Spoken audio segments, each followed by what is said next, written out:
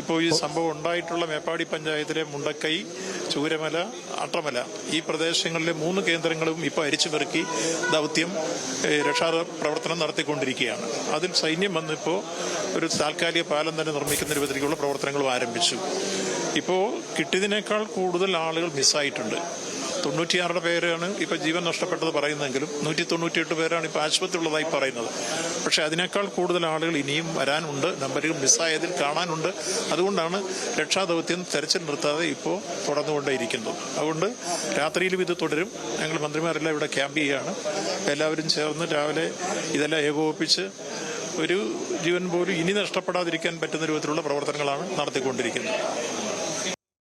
മന്ത്രി വി.എൻ. വാസവൻ പറയുകയായിരുന്നു, ഇനി ഒരു ജീവൻ കൂടി നഷ്ടപ്പെടാൻ പറ്റാത്ത സാഹചര്യത്തിലുള്ള രക്ഷാപ്രവർത്തനം അവിടെ പുരോഗമിക്കുന്നു. എല്ലാ സജ്ജീകരണങ്ങളും സർക്കാരിൻ്റെ എല്ലാ സംവിധാനങ്ങളും അവിടെ ഇന്ന് രാത്രിയും ഈ രക്ഷാപ്രവർത്തനം തുടരുമെന്ന് വിശദമാക്കുകയായിരുന്നു.